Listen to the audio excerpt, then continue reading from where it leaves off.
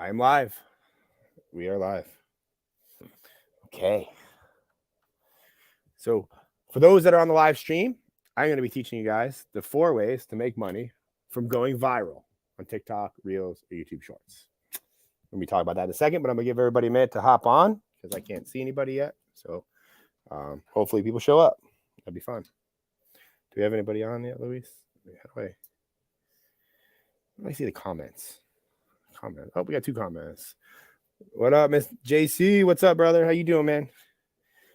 Odie, aren't you? You're in like the Dominican Republic right now on the live. Look at you. Remember, there's like that big lag from the live. It's pretty good here now. So we got 5 people. I'm gonna give everybody a couple minutes because everyone likes to show up late. Luis has some questions.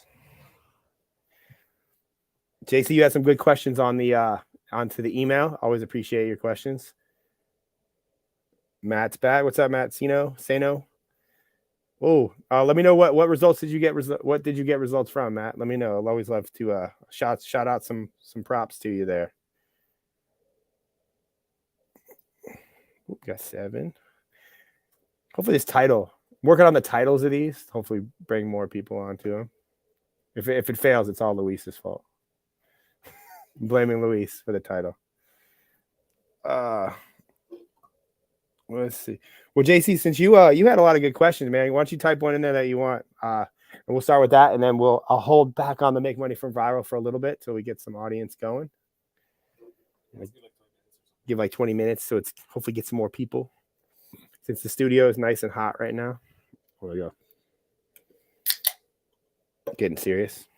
I only have 1 Red Bull tonight. I'm poor. Let's see. Welcome everybody.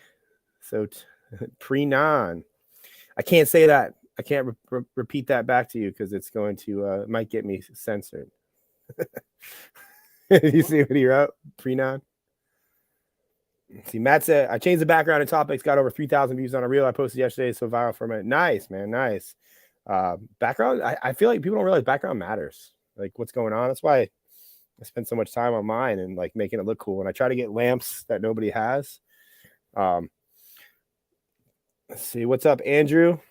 JC asks, what product brand is crushing? Yeah, it's like a hard, like, I'm trying to think. The last thing I bought from a TikTok or a reel ad. I mean, I still love Chipotle. I think Chipotle does the best when it comes. This lamp was bought from an Instagram ad. That was probably the last thing that I bought from an Instagram ad. That was a while ago, so I've had that thing for a while. I'm not a big ad buyer. Like I need to be like, see that the ads need to like penetrate my life for a long period of time before I can like actually buy. But that was a 100% impulse buy. I think I saw like an animal shirt that you bought on Instagram. Oh yeah, I'm a sucker for good animal t-shirts. But I mean, product brand, he's meaning like who's going viral. Like I don't know anybody doing it better than Chipotle. Like they've been relevant for a long time on social media. I had a guy here at the office. He says they do a lot of influencer marketing, but like they're not building actual videos for them. I mean, there's a lot of people using UGC, like user generated content, and doing well. I don't know, the UGC tends to work, but again, it's like Chipotle's a meme though. That's why. Chipotle is a meme. Like it's cool to show it off. Yeah. Qasim said, back from my morning run at 6:30 a.m. here, ready for this masterclass. I don't know if this is gonna be a masterclass, but I'm gonna talk about a lot of stuff. Like, got 10 people so far. Sweet. Can't wait till that number says like 500. How many of these think I got to do before it says 500? Like, I think we're just gonna market hard like that. Yeah. Live. And also, the message has to be like what everybody wants. Yeah. Still I feel like was making money from viral videos, was that more enticing that had to be a high paid video editor? Let me know in the comments. Because I believe the title on these lives, like I'm learning how to get better at lives as I do lives. This is what the 4th one we've done, Luis. This is week 4.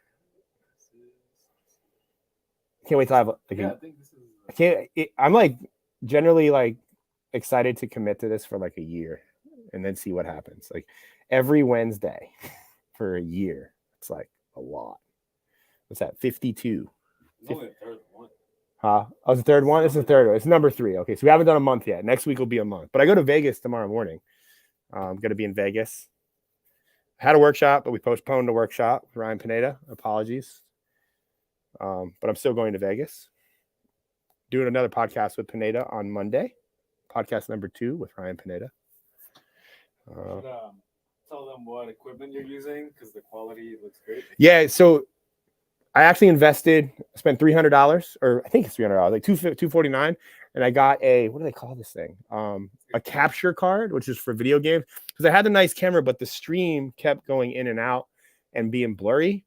Nobody said anything about that, so I appreciate you guys for not calling me out, because like it's a fucking expensive camera, but now it should be working, and now we can record while streaming because I bought a capture card, which is just like this little box that allows it to stream at full quality. So anybody interested in streaming, I highly recommend the Elgato capture card. I can link. Yeah, it's a little box. I bought it from Best Buy. It was the last one they had, so I was pretty pumped on that. JB Morris says, what are your thoughts on that issue with getting 100K views, but only a few thousand accounts reached? I didn't really understand why that's happening. Because every time, if you're getting 100,000 views, unless you have like 1 million followers, then you should be reaching more than 100,000 people. Because 100,000 views is significant. Like that's a good video. He said, Luis, he said he had a couple videos get like 100,000 plus views, and it wasn't reaching. It said like very low accounts reached. So I don't know if like maybe somebody like spam bombed your account and bought views to some of your videos to be a dick. I know people do that. I don't know what the point of that is for some people, but I've seen that or heard that where they buy fake views and send them to your videos. Yeah, we've seen like 4 people that like that, and we're like, yeah, I had somebody do that to one of my videos. I was like, what the fuck are you doing? Like, I don't want that shit. I don't want no fake shit on mine. It's useless. There's nothing for nobody. It's useless on TikTok, like mine. Yeah. But I'm not saying, JB, that's what happened to you. It didn't make sense to me. So I don't really have a good answer on that one for you. Show them a preview what you're going to talk about. Okay, so I got my trusty whiteboard here, and make money from viral, because everybody, the biggest thing that people tell me is, what's the point? I don't want to go viral because I'm going to reach the wrong people. And I think that's the fucking stupidest thing you can say, because in no situation does reaching more people is never a bad thing. And if somebody's saying that to you, I think that they are probably trying to sell you something on the back end, because all the people that pay me and my agency like $10,000 a month, their only request to us and me is get me as many views as possible, as fast as possible, and as often as possible, because they just want fame. The more fame you have on social media, the more money you will end up making. It may not be as quick, it may be postponed, but the more fame you have, the more relevant you are. I guess I'm just going to go into this. So I built a framework here. I know because people like acronyms. So I got FPPS. I don't know if that's cool or not, but fame, proof, personality, and then sell something. It's very easy, 4 steps. And if you get videos to get a lot of views, this is what will happen. And this is why you will make money. So the first one being fame, which is code for relevance. The more relevant you are, the more you're being seen on people's pages. This is why people show up to these things, which is why people follow me, which is why people keep watching my videos. The more you keep showing up, the more money over time you're going to make, because you're building influence and you're building relevance. The second you stop showing up, people forget about you. And that's why you see a lot of people, they get one video that goes viral and then you forget about them. So unless you can consistently go viral and show up on people's For You pages, Explore pages, their feeds, and their YouTube Shorts pages, you're not relevant. So the goal is to be relevant at all times. And this is where, like, if you do fame right, followers don't really matter. Followers are a byproduct of having fame, because you can't have views and not get followers. You can get followers but not get views if you're doing shady stuff. But for the most part, and I learned this from my good friend Adley Stump, she's like, focus on views and the followers come. And then when followers come, if you do other aspects of things in addition to always focusing on going viral, you will make money over time. And so that's fame. Does anybody have any questions on fame, like relevance and showing up, and like how that affects an account? And also, one other thing that really, really people underestimate that happens is when you go viral, you get profile visits. For example, we had a client this last month that got 14 million views on his Instagram account, and he had like almost 300,000 profile visits. And of those 300, and that what that means is 300,000 people from those views went to his profile and started scrolling. Of those 300,000 people, almost 75,000 of them became a follower. Now, 75,000 followers in a month is in no way. I would be pretty happy about that. I think everybody on this, call right now or live would probably be happy about that. But of those 300,000 profile visits, those are all people watching his other videos. So yes, I try to go viral as much as possible, but I also do things. I make videos that I know probably won't go viral. You've probably seen some of them. The ones about video editing, the ones about more heavy, more business oriented, or even just ones where I'm just like my total personality, like where I'm talking about my backpack or something. This is more to show to new people, to show what I'll get into later, which is my personality. So second thing here is proof. If you're going viral and if you are relevant, you are basically proving to the world that you are showing up and you're relevant and you're important. People want to follow important people, and they deem you important by the amount that you show up. This is why the Kardashians are the Kardashians. They show up a lot. And the more you show up, the more you prove that you know what you're talking about, because the internet deems you relevant. And then with social proof, in an instance like me, when I'm talking about going viral and making videos and doing all this, I would be a hypocrite if my videos didn't get views. Now, this does go up and down, mind you. Like, you're not always going to be going viral, and it's a roller coaster. But the more proof you have in your marketing and in your videos, the more money you're going to make in the long run. Number 3 is personality. People do not like the videos that tend to go viral are generally personality based, opinion based, factual based, or breakdowns. They're very educational / controversial and opinion oriented. What that does is that makes people like everybody that's on this live and follows me.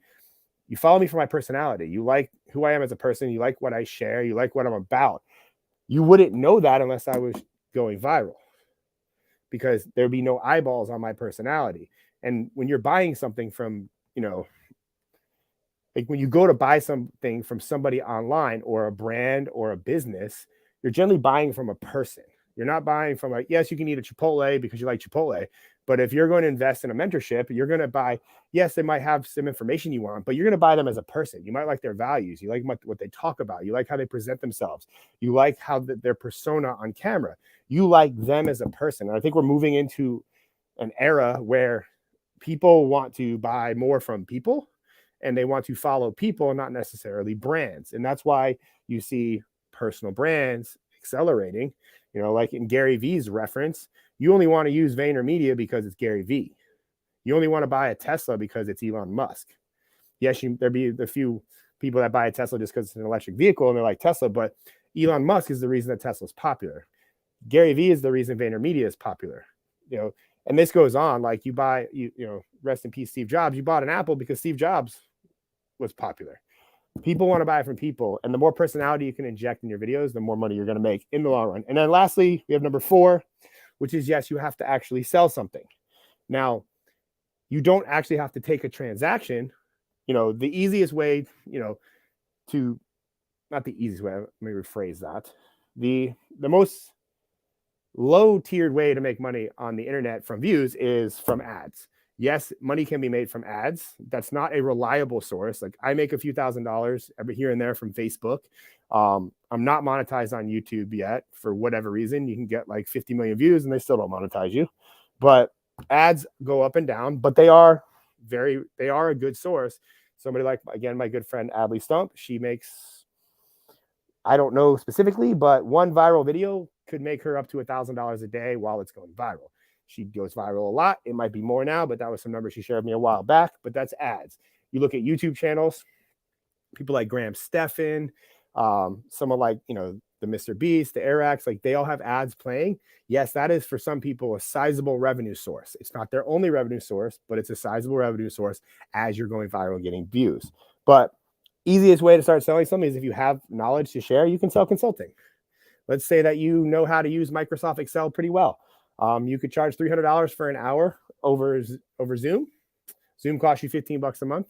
You can charge people $300 and you could every once in a while, drop on your Instagram story. Anybody looking for coaching on a sell? Let's book a call for $300. And you sell 3 of those a week, you're basically making $1,000 a week and $4,000 a month.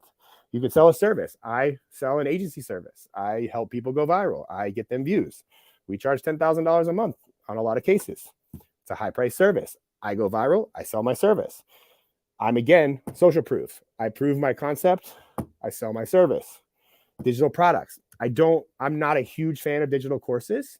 I do think they're a good revenue source for a lot of people. I think in some cases I do mirror some of the people that I look up to and say, I think it's a very short-sighted way of making money. I think you can go bigger over time, but I know a lot of people making, really good money selling digital products. You can sell physical products, hats, t-shirts, merch, straws, little dongles for your computer, whatever. You can sell that. And then we have ads. But you can't sell anything. Everybody wants to start here. Like everybody that comes online, there's nothing easier than making a product to sell. What's really fucking hard is being relevant and making yourself famous. That's why people pay big money. That's why the ad revenue is high. That's why brand deals are there, because brands know how hard it is to get eyeballs. And the more you're getting eyeballs, the more people throw money at you because they want a piece of your eyeballs. So does that clear? Is like, that's how you make money. And I would, what's the word I'm looking for? I would, if I were you guys, unless you have a very established back end, meaning you have something to sell, I would focus heavily on just making videos that get views and commit to like a year of doing nothing. Like I am just starting to sell things on my account. I'm just starting to talk about my agency, and I have a combined, what are my followers at, Luis? Like 400,000? Like closing in on 500,000. I'm going to round up because that's what everybody does on the internet, myself included. So closing in on 500,000 followers combined. And I'm just starting to sell stuff. I'm going to be launching like a weekly workshop here coming soon. I'm going to be doing more things to monetize, but I've put in the groundwork to make myself relevant and continue to make myself relevant, as well as my clients. I have a lot of proof. And one thing I'm not short of, I feel like, is my personality. So this is the blueprint. You guys can screenshot that. I'll post it on my Instagram maybe after this, but Luis already posted it on my Instagram. So go screenshot that. That's how you make money from viral videos. So if people tell you that I don't want to go viral because I don't want to attract the right people, because it doesn't attract the right people, they don't know what the fuck they're talking about. So there was my rant. That was it. That was quick. I can end the live now. You guys are well. I'm not going to end the live now. We're going for another hour and a half. Do a hook that says, this is how you can make money when you have 100,000 followers, or something like that. Yeah. This is how you can make money when you have 100,000 followers. I did a hook. You guys hopefully will see that. We're getting better at like repurposing these, but we haven't been able to repurpose them because the footage was blurry. So hopefully now that problem is fixed. Let's see. Qasim says, does it matter if I'm consistent but only posting 3 times a week and not twice daily? I think you should post as much as humanly possible and sustain it for as long as possible. If that for you is 3 times a week, then make it 3 times a week. But I would urge you to get to once a day. I don't think anything good happens on the internet unless you're posting once a day, at least on short form. Like you look at somebody like Mr. Beast, he drops like 1 video a month. Like, yeah, he's spending $1 million+ per video. I think right now, more like, what's the term? You want like volume, but you also want quality. But the only way you're going to get the quality is if you get enough volume until you get the quality, and then you do volume and quality, if that makes sense. Explain quality and volume. Yeah, and when I mean quality and volume, like quality means you are making videos that are you figured out how to make videos that get views.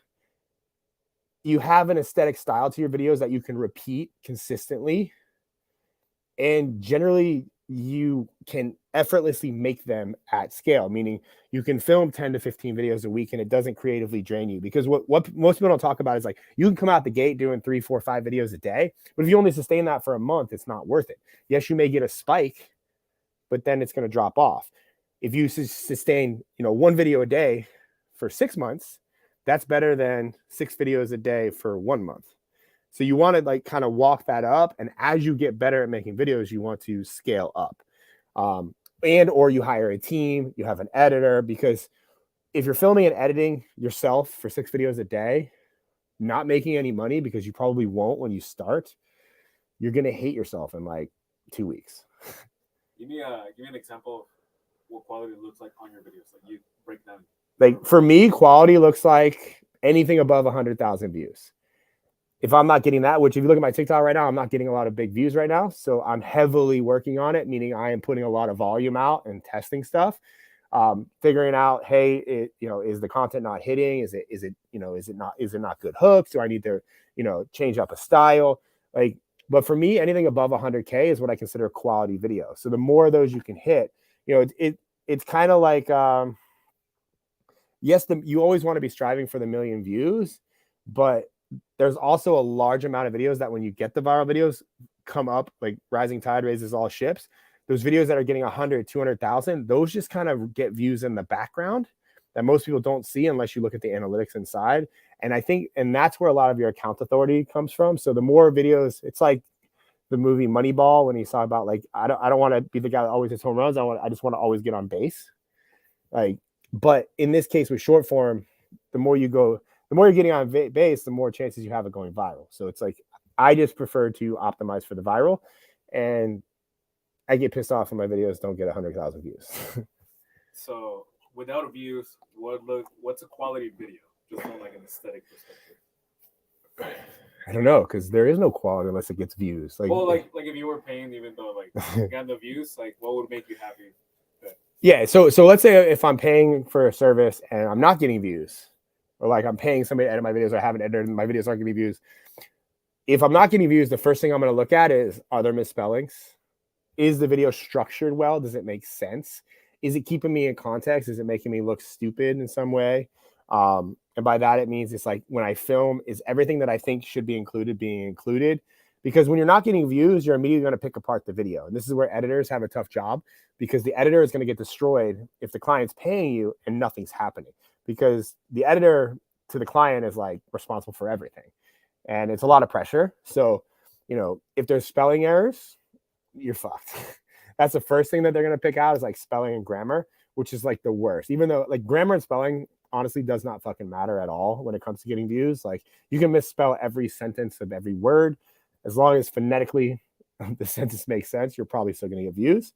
And in some cases, you probably get more views because people will be making fun of you because you're misspelling all the words. But from a client perspective, if they're paying you for videos, there should not be any spelling errors. And then it's like, if there's no spelling errors, it's like, okay, well, you left out this sentence. Why? Like I said this, you didn't put that in there. That could have been the difference. But most cases, this is where you as an editor should have access to the analytics, and you should always be learning from the videos that are being posted. Chances are it was just a bad hook. Like most videos are dead within the first 4 seconds. Like if the video doesn't get views, it died 3 to 4 seconds in. Like you'll see it, you'll see in the analytics, you'll see a spike, and then it'll just go poof, and then it's over. So it really, most people never get to the last 80% of the video because they never make it past the first 4 seconds. So what are other visual mistakes like editors should not make? Yeah, other visual mistakes you shouldn't make. It's just like, do the pictures make sense? Are they in context? Are you adding emojis? I don't want to rant about emojis again. Are you adding emojis for no fucking reason? And if you do add emojis, does it make sense in the context of the emotion that is being shared in the sentence? Meaning, don't put a sad face emoji if it's clearly a happy moment. Vice versa. But yeah, like the subtitles should be centered, easy to read. They should be aesthetically pleasing. I've seen some really ugly fucking subtitles. Yeah, like some fonts are just unreadable. They don't make sense. Like I hate people that use the color red. You cannot read a red subtitle. Like it's very hard to read. That's why yellow and green are so popular, at least from my company. There's only 2 that are like readable. Pink looks good. Purple's hard to read. Yeah, shit like that. Like if you're working for clients, or like you are a client and talking to your editor, like you're going to pick apart everything if it's not getting views. So the only way to save face is like, also as a creator, you should take responsibility and look at the video from a perspective of, did I give a good hook? Like, was this my fault just as much as maybe it was a bad edit? I try to take full responsibility for my videos because I have a lot of people editing, and like I have a lot of good editors that work for me. So I take responsibility for my videos not getting views, and then I tell them to tell me what they think sucks on the videos so I can change it. That's just how I operate. What does it take to change recently? Yeah, recently they said one of my Savannah is one of my longtime editors. She's awesome. She said that some videos I seem like I'm talking. I'm like angry, like I'm coming off too aggressive. So I'm gonna try to tone that back. But that's just my personality. I get amped up and I get all fired up. She said that could be a reason. Interviews make it a little more. Yeah, the interview videos. Another one there said we should try like a movement in the hook, which I'm going to start incorporating the next time I do interviews. They seem too static. But yeah, I think it is also too, as like a creator, if you're making videos, you have to assume that nothing works forever. So you have to constantly be changing your style. That's why like I'm doing these and I'm going to pull clips from these. And like, I'm still doing the interview videos. I do the studio videos. Like, I think you just need to change shit a lot and change shit fast, and try stuff. And if you're trying stuff, I would say, 7 to 10 videos in a certain style. If none of them do good, then move on. That's kind of what we do for the most part. Like, that's what I did with Chris today. We tested for one of my clients, Overtime Athletes, who's a good friend of mine. We filmed 8 videos in a different style, and he wanted to keep going. I was like, let's just end it there. Like, let's just see if these work, and then I'm going to come back next week. Mind you, he is local, so it's easy for me to go film with him. But that if a video style isn't working, it's like I don't want to pay editors to edit it just to get the edits. What did you do? Because like, tell him that there's a gym client. Yeah, he's Overtime Athletes is a gym client. He teaches athletes how to run faster, jump higher, and be more agile. We did more voiceover videos. Like he had like simple drills, and it was a lot of times we use his face in the beginning, and then we intermix him throughout the videos. But we've seen a lot of people copying that style. So now we went to straight voiceover, but with heavy emphasis on like it being punchy and quick, which is hard for him because he's very detail oriented. So he's a very intelligent person, so it's hard for him to condense like 25 years of coaching athletes into 17 seconds. So that was a good rant. I see some question. What amount of followers do you think is a minimum to make a living if you do all the affiliate deals and etc.? I don't think you should try to make money unless you have 100K. And the reason I say that is if you have like 10,000 followers, unless it's a service, if you have a service-based business, I think you can make money early on because it's working with other people. But if you're trying to sell directly from your followers, what happens is let's say you have 10,000 followers on Instagram, which hypothetically, if you have a good engaged account, you're going to see a 10% of them watching your stories, maybe 20 if you're lucky. So what's that, like 200 people, or is that 20%? What's 20% of 1,000? God, I'm a little, yeah. So let's say at best 200 people are watching your story. You say, hey guys, I got this new product that's going to help you do, if it's going to help you do this to achieve this. Shoot me a DM and I'll send you a link or give you more information. Of those 200, you might get, let's say, 25 DMs the first time.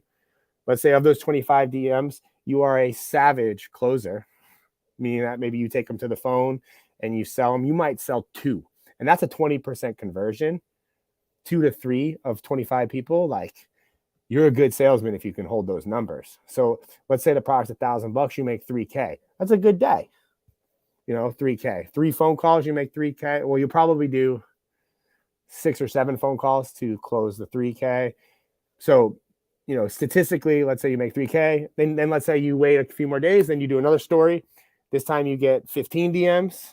The numbers just statistically keep going down. When you have 100,000 followers, it takes longer to get to rock bottom. And then that number, eventually you'll run out of people to sell to, and then you'll have to do things to again.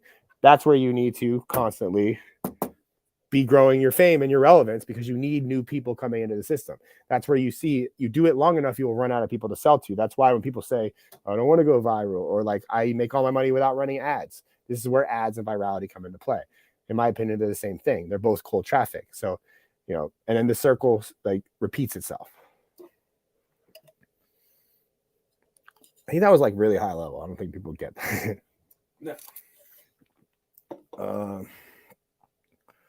Let's see. Like, all this health stuff is great, but you have to have experience doing it. Yeah, sales is no joke. Like you need, like, if you have a following and you want to make money, you need to be good at sales. And how do you get good at sales? Well, you start selling. Like, it's like you have to sell to get better at sales, and you're gonna suck when you start selling. Especially like it's a different type of sales when it comes from, like, there's DM closing, which means that people are DMing you like, I want to buy your product, or like, tell me more about it, and you're selling via text message. That's a different skill set. In my experience, it's really hard to sell via direct message for products that are over $2,000. When it goes over $2,000, just in my experience, you have to take them to the phone. So now you're qualifying them from the DMs, and then you're hopping on a phone call. So now you have to know how to text them to get them to a phone call, to qualify them, and then get them on the phone and close them. Not everybody's good at phone closing. Let's see. Caleb says, for your clients, not everyone becomes famous. What happens when they get stagnant, a couple thousand views? Does it not lose clients quickly because they might not see results, tens or thousands, hundreds of thousands of views? If I'm not getting views, then I expect the client to cancel. Like, I have the conversation with them, like, we're not getting you views. Do you want to continue? Like, we can keep making you videos that we think are going to do good. And this has happened. I'm not perfect. I've had specifically 2 clients that I would say that we failed pretty heavily on in the last year. But again, it wasn't a bad breakup per se. It was like, hey, I don't know, like, this is what we need to do to move forward. Do you want to do that? If not, cool. Like, let's part ways. And in some cases, I've literally done 2 months free to get the views back up. I know most people wouldn't do that. I recently did that with a pretty big client. We flew to California to film with him for 2 days. I paid for that out of pocket. I brought myself and Luis went with me. Hotel for 2 nights. We filmed like 120 videos, came back, and he got 46 million views when we did that. I did that because I did not want to leave on a bad note. He's as of right now, he's not our client, but we're working together to come back and do more work together. So that's some shit. Like, I'll go in the hole to save my reputation. How many clients have gotten free work, basically? Pretty much every one of our clients at some point has gotten free work, because I'm a big believer in, I make bold claims, and if I don't make, I just don't sleep good just charging people if I'm not doing what I say I'm going to do. And I think that I would rather sacrifice a month. Like, let's say, it's a $6,000 or $7,000 client. I'll eat that monthly fee, take the money out of pocket to save that relationship, and, in hopes that they sign another year contract because of that. And if you do that, like, the clients also know you're not perfect. Like, nobody's perfect. Like, they don't expect you to be. It's just, I think it's integrity. And I think it's like, they want you, again, this comes back to personality. Like, I want people to know that, like, one, I stand by my word, and I'll do anything I can to make it right, to a point. At some point, if it's not working, you have to say, all right, man, this isn't working. I'm not just going to work for free forever, but, like, I'll take a month and eat that month to save face and, try to save something, if I think it's more beneficial to do that. In some cases it's not, and I've made that call and we fired clients. Like, it's, that these are hard conversations I feel like clients and agency people don't have. So, I don't know. But we've probably done that. At least 5 times. Yeah, at least 5. This is like a whole month of, like, yeah, not profiting at all. From a business standpoint, I think some would say that that's bad business, but I think in the long run, it pays off. Ari has only seen it once. Yeah. It's happened a lot before. It's happened quite a few times. How much do you think we've lost due to that? Probably about 20,000, at least in the probably lost 20,000 in the last, like, 6 months to, like, me not wanting to give up on a client. But again, I don't consider that a loss. Like, I'm a big believer in reciprocity, and I think that comes because both of those clients that we did that for sent more clients too. So you never know where your next client's going to come from. Let's see. If you don't mind how many team members you have and how many clients are you capable of handling with this team, foreshadowing for my agency. Currently, right now, we're running 18 accounts. Is it 18? We have 18 accounts. My team is slightly less. 13 people, 9 of which are editors. Then I have an operator and a viral director, which is Luis. I think that's it. The team fluctuates here and there. It's leaner right now, but that's just the nature of business. It leans out, it gets fat again. It leans out, it gets fat again. I guess his question, I think, is coming from like, how many people are editors and how many videos can they edit for the clients? Because the client requires 30 videos. Yeah, I mean, like most of the client, like we have different packages that we sell. I mean, we have some clients like the 10Kers, they're getting up to 6 videos a day, sometimes spread across multiple accounts. But I mean, you have to know your number as far as like, I have to edit, like in our case, I think it's like between 35 to 40 videos a day have to be edited, or else we eventually run out of videos to post for specific clients. So if 35 videos, the average editor, like it also depends on the style of video. Like the more complicated edits, you can probably expect an editor to be able to do 4 per day. If they're simpler, you might be able to get 5 to 6 per day. So you just have to make sure the numbers, make sense. And you also have to account for the weekend, because most of your editors aren't going to work 7 days a week, nor should you expect them to. It's just fucked up.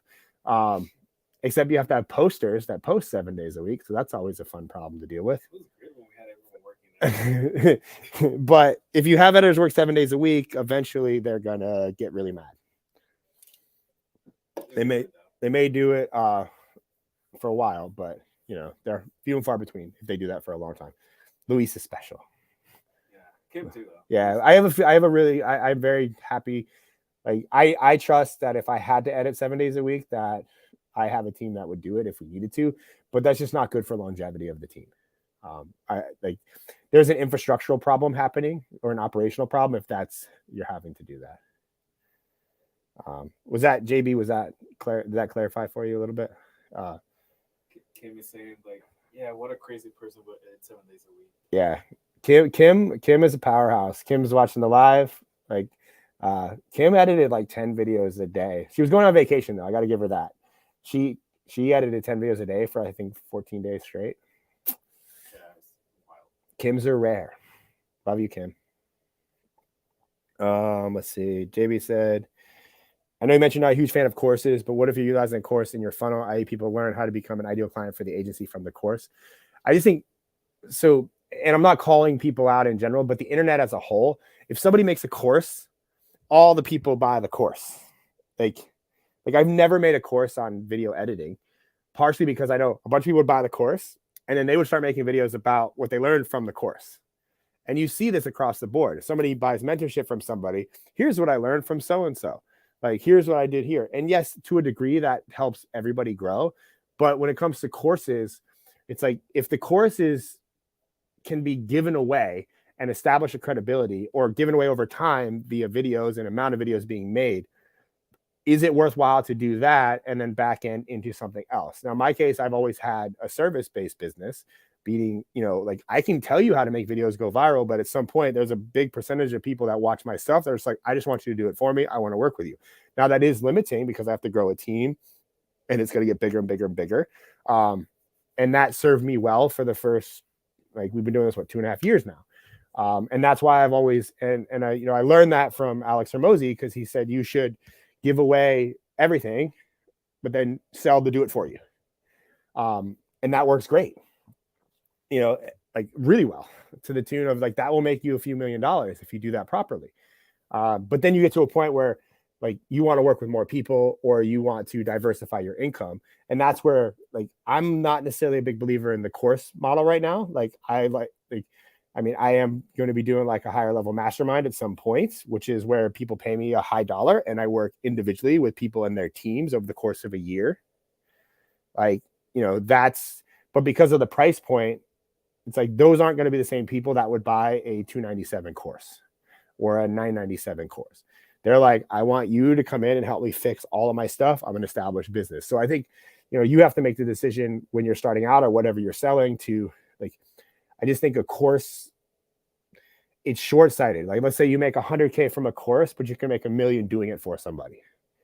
You know, I would go for the $1 million first and then decide later if you wanted to make the course, because your credibility, like by doing what we've been doing for our clients for the last 2 years, my credibility and my team's credibility is like sky high. So it would be very easy for me to sell a course now because I built up relevance based on what I know. So it would be easier to sell the course now at 100,000 followers because I have people that want to buy it.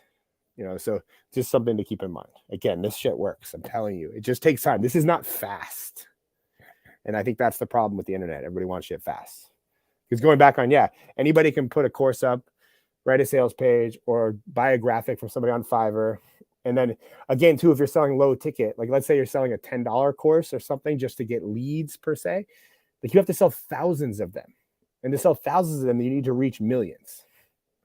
Most people just aren't reaching enough people. Sorry, my head itches. My Brett Cooper headphones are making my head itch. I'm surprised nobody calls me out for that. I think a lot of people have white headphones. Huh? I think a lot of people have white headphones. I only know one person. Like Brett Cooper is the only person in my life that has white headphones. They're very normal at the gym. So, let's see. He's one Brett Cooper. Was that helpful for everybody? I know we got a lot of questions. Let's see. Let's see. Course equal LTO. You can send people who might not qualify. Yeah, I mean, a course is like a downsell, but like, I don't know. I sold a lot of courses in my past, man. Like I sold a lot of fashion courses and digital products, and I never made more than 6 figures. It wasn't until I started doing shit for me and doing things for people, focusing on results, did I ever see revenue in the multiple hundreds of thousands and millions. Now I know there is another spectrum of like, I have a good friend, Jason Capital. He does VSLs, long form video sales letters, and then he sends traffic, a lot of money in ads, and then sells products based off that. That's super effective, but you got to be really good at making those videos. Are we staying in focus, Luis? Yeah, that's just marketing and testing. But yeah, it's just marketing. Like if you're a good marketer, like then there's also affiliate marketing. Like there's just so many ways to make money. You should express how it's always testing. You don't make one video and it just hits. Like yeah, like 100 versions. Well, Luis sent me a Facebook post from Cole Gordon, where it was comparing making ads to making organic content, and he said in the short term, making ads seems more like the better thing to do for most business owners and people, because it's like I can make like 30 ads, test them, find one that works, and then put a bunch of money into the ads. But eventually over time, those ads stop working. And then you're spending all this time making new videos for ads. Like you become a full-time content creator making versions and testing different variations of ads. While if you start producing content, focusing on making better and better content, in the beginning, it's very long, slow, and poor and tedious. You're not going to make shit. But as you keep going, it keeps rising in value, and you make more and more money, get more and more views. The perfect example is these lives. Like my goal is to have 1,000 people on these by the end of the year. Right now I have 20. Like by the end of the year, if that number is 20, I'm probably going to give up on the lives and start something new. But at the same point, it's like, I have to work towards it. It's a long, slow grind. But with ads, like I can make a bunch up front, make a bunch of, selling a good converting product. It might work in the short term, but either way you go, you're going to be creating a lot of content. But when you create content with the intention of like getting views and building a brand and like a personal brand, over time, it pays off. It's not instant gratification. Like you cannot expect to start making videos tomorrow and figure it out. Like I have a lot of when I showed the screenshot for 100 that I got 100 million views on my TikTok account, we made 1,200 videos. It's like 1,200 videos. Like I think it was 200 videos or something like that for the first YouTube Shorts to get it. Yeah, and like people don't like. We can show that. I mean, I'm gonna pull that up on my YouTube. This is crazy. Let me pull this up on my YouTube real quick, guys. I don't know if it shows the data because I counted every single video. Yeah, like was like 230 videos. I made like 200 videos. I posted 200 videos to YouTube Shorts before I had one hit 1 million views. Let me see. Go to analytics. I'm gonna show you guys this on screen because it's fucking crazy. How do I see more? Content last lifetime. Yeah, here we go. Hold on, I'm streaming right now, so hang on one sec, guys. Present, share screen, channel analytics. All right, so this is my YouTube channel. So this is where my account started like working, but this was, what date is this? September 10th, 2022. Like you can see, like this is where I started getting views. This is like my first mega viral video was on April 12th or April 13th, 2023. I started posting videos. Like, I don't even know. Like, it doesn't really show it. Like, I think it was September 10th. I don't know, but you can see like this is like nothing. And then all of a sudden, poof. And I don't know where it gets this estimate. Like, look at my views, 30 million. Like, watch time, 350. Like, I haven't seen any of this money. Where is this $660? I want my money. But this is like, yeah. Again, I don't know people that just randomly show this type of stuff, but that's like crazy to me that. Go through the videos that went viral right there on the bottom. Yeah, and these are the videos that went. So 6 million views on how did you get cauliflower year? That video collectively did like 30 million views, or maybe even more than that. That was a crazy video. Like, well, look, estimated revenue, big fat zero. But that video about cauliflower year gained me 2,498 subscribers. Why I gave my $60,000 Ford F-150 back to the bank. 4,472,000 views. 4,704 subscribers. How much money should I spend on a watch? 3 million views, 2969. A facial analyst read my face. That video went mega viral on like every platform. 5,000 subscribers. Like, my attorney told me I look like a privileged white kid. 2,000 followers from that video. I didn't want to make that video. I sat on that video for months, and then Louise posted it behind my back. Would you spend $25,000 on toilets? It's a great video of me and Onik. 2.4 million views, 1,600 subscribers. But like, as you see, the views, the higher the views, the more subscribers. Like, here's a 500,000 views, only 185 subscribers. Like 71,000 views, 46 subscribers. Like, you know, some videos, like, I mean, this is a long form video I made forever ago. Like 17,000 views, 394. It's like, but most of your videos, like, you don't see big jumps in subscribers until you start pulling in big views. That's why I say you have to get views to get followers. So, but yeah, that's my YouTube analytics. Like, which YouTube is my weakest platform too. So it's like, but still, I mean, my weakest platform is 30 million views. What this is relevance though. Like, people don't come up to you and be like, "Oh, you have so many subscribers." It's like, "Oh, I seen that video with the cauliflower ear." Like, that's what they say when they see you in the street. Boom! Look at that. Showing. Tell them that all these YouTube shorts are the same TikTok videos. Yeah, and all those YouTube shorts, like, I get this question far too. I feel like by now the industry should have matured to the point where you know that you can post your TikTok to all platforms. You don't need to change anything. Just make sure it doesn't have a watermark. Explain that a little more thoroughly. Make one video. Yeah, make one video for TikTok and then post it on Instagram, Facebook, YouTube Shorts, Twitter, Pinterest, LinkedIn, wherever the fuck else you want. But the big four are all that really matter. The Not So Perfect podcast. How's there no revenue for a 6 million view video? Because YouTube sucks. Well, like, but I'm not monetized yet. Like, I don't know why. I've been trying to get monetized for like 6 months. I qualified. They just haven't approved my account. You gotta set up your Google AdSense. But here's the thing. I don't care. Like, that's just money that doesn't matter. It's like extra money. When I get like Meta, when they pay me my Facebook revenue, like, it just goes into my PayPal account, and it's like, ooh, it's like free money. Says that you gotta fix your AdSense account. Huh? You have to fix your AdSense account. Who said that? YouTube. YouTube's telling me that? That's what it says. You're supposed to be on that. Fix an AdSense. I don't have your. It's Luis's fault. It's Luis's fault. I don't have any of your AdSense unless I put mine in. Bro, I tried to get my Facebook. We went through that battle the other day. Like, how much have you made from Facebook this past 30 days? Not that much. We can look at Facebook revenue. Facebook's that one shows you on the computer. Professional dashboard. So here's Facebook. Here's what you get. So 2 million. Facebook's like a sleeper though. I kind of like Facebook. Let me share this. I'll show you guys my Facebook shit too. Find another content creator that's just like rolls through his analytics on fucking live on YouTube. Let's see, present.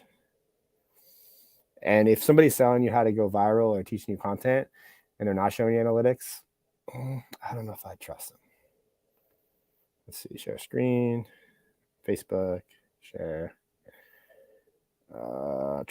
So last 28 days, 2,000 or 2 million views. Where do I see this? Audience. Where's the? I only really look at this on my phone. So it's there because I found the screenshot. See details. Or for the money? Yeah. Hang on, guys. No, that's just ads. That's not payouts. Oh, here we go. Yeah. So May 22nd, I made 732.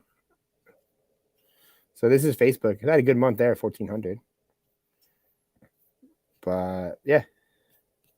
Overview. Oh, so right now, yeah. So I have $1,168 ready to be paid. So 2 million views on Facebook gets you $1,168. Not bad.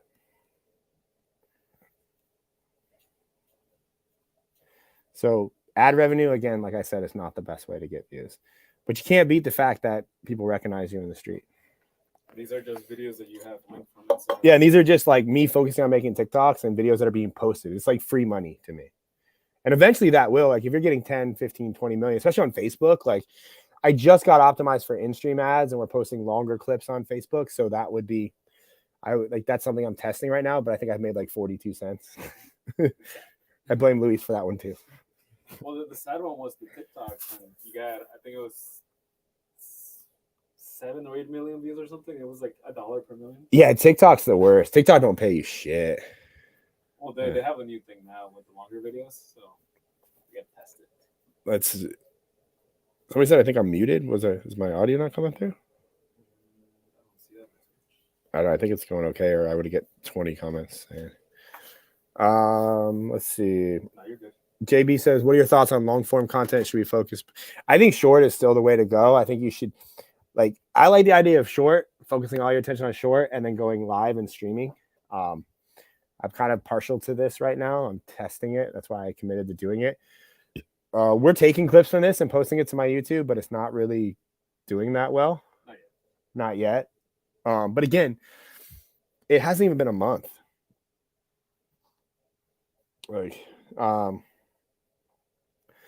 So Odom said, every time I misspell, I call it a pattern interrupt. I used to do that too. And then the clients got mad at me.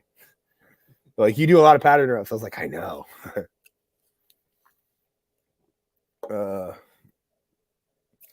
Let's see. Like the thumbnail for this live. Did you guys like the thumbnail for this live? I'm trying to up my thumbnail game too. That's the thing. You know how many people like said me things like, your thumbnails are shit. I can fix them. And I'm like, okay. We're not trying. I'm not even trying. Like, Dan is like keeping the minimal. Like Dan's like just started. I'm like, Dan, maybe we should try. Yeah. I want you to try, Dan. He's right now taking notes and everything. So. Hi, Dan.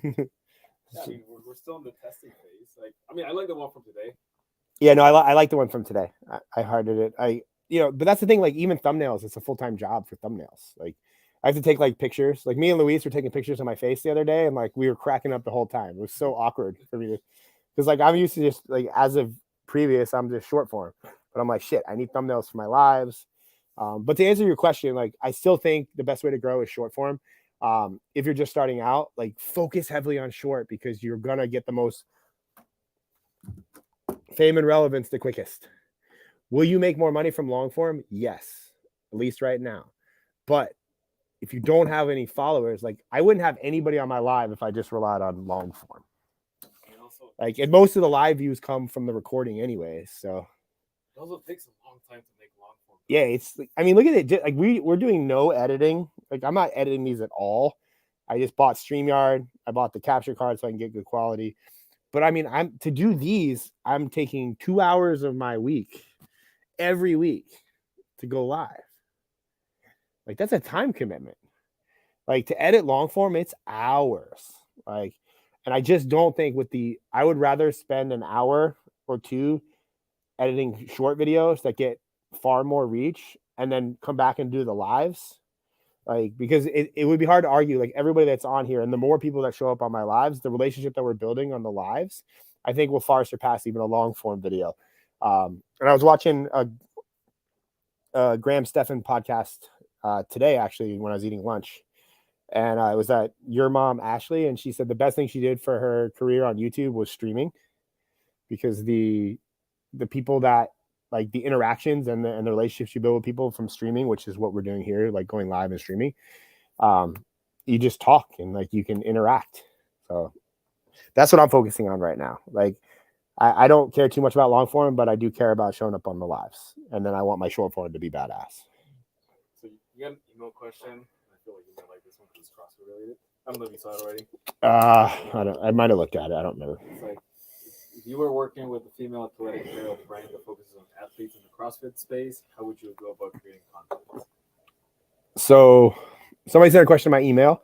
If I was working with a female or a clothing brand, Female clothing brand. if I was working with a female clothing brand in the CrossFit space, how would I promote them on short form content, or what would I do for content? Like, I feel like the magic of the internet is females that do CrossFit. Like they get so many views. CrossFit is not a man's thing anymore. It's all women now. Like I do CrossFit. Like all CrossFit promotes is the females, because when you see females that are attractive and have muscles doing, clean snatches, muscle ups, like people watch that. So like if you wanted to sell clothes via women CrossFitters, you put women CrossFitters in your clothes, give it to them for free, and then send people to film them doing the exercises that they're going to do anyways, and then post those. You don't need subtitles. You just need their personalities wearing your clothes, doing CrossFit. It's like the lifestyle vibe. Yeah, it's like lifestyle. Like,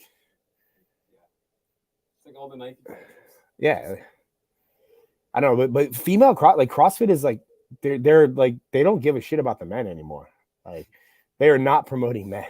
Like you just have shorts and shoes and shirtless. And CrossFitters still like their shorts are too long. Like the men wear too long of shorts. They're not 5 inches like standard yet, and I don't get it. That was Cherish Hartso. Who was it? This was 3 hours ago with him. Cherish Hartso. Cherish Hartso. Thank you for that question. I'm assuming she's. Is it she? Cherish what? Cherish Hartso? I don't know. I'm gonna assume that. I don't know how to spell that. Asking for herself, brand. I'm gonna assume. Yeah, I just say like I will say that female CrossFitters have a competitive advantage for getting views, because just look at the sport as a whole. Like the females have way more views than the guys, and they're not like fancy videos. Like if you go to people, like I mean, look at all the top female CrossFitters, like Danielle Brandon, Mal O'Brien, like Laura Horvath. There's like I'm a CrossFitter, so I know them all. Like they all like they don't post highly edited videos. They post like the compilations of their workouts that they film with their phone, and they get millions of views. Like. So, Mr. JC Zavala. JC. He's asking how much for lunch, coffee meeting while you're in Vegas. If JC's on here, hit me up. I'm going to be in Vegas. I fly in tomorrow. My Friday is slightly open. So shoot me a message. We can grab lunch or something. All I'm planning on doing, ironically, in Vegas so far is CrossFit. Yes, like thoughts on engagement, or basically in buying followers and like faking it until you make it type of scenario. I wouldn't know. If you're thinking about buying followers, don't. It's just not worth it. It just fucks up accounts, and it's too easy to grow on social media right now with viral content than to buy anything fake that could jeopardize your account. it does nothing. Like I don't know. Like I don't get it. I don't know why people do it, and everybody fucking does it. Like it's stupid. Like it's such an ego play. Um, I don't know. I just don't get it. Like it's especially like I have people that are like they'll send me their account. And they got like the first thing I do when I look at an account, like if I see somebody like follow me or something, and I just click on their account, it's like, oh, you have like 50,000 followers, and then I look at your real views and they're at like 25. I'm like, oh, somebody bought a lot of fake followers.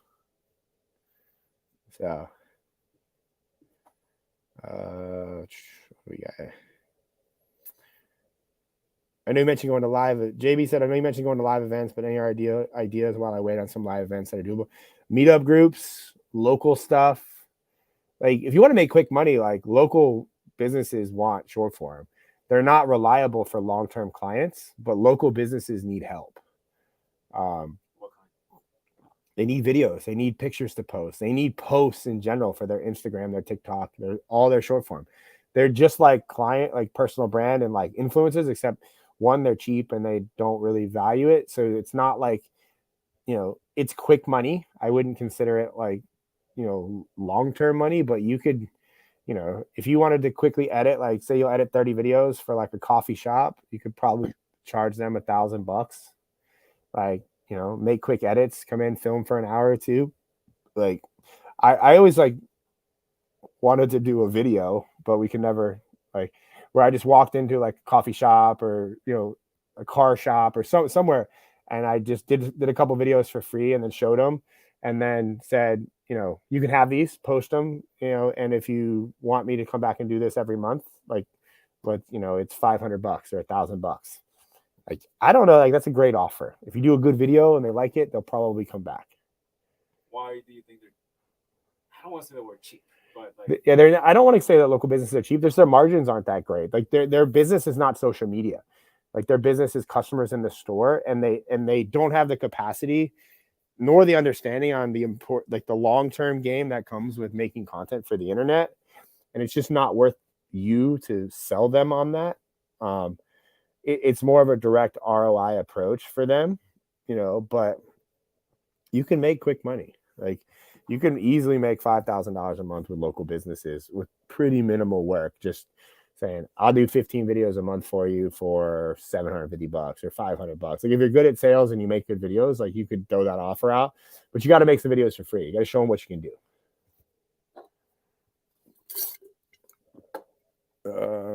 Andrew Billings asked, do your editors also do timestamping, such as finding and cutting the content, or are those separate roles? I have most of my editors can do both, but I separate the roles because I want the editors focused on editing and the timestampers focused on timestamping.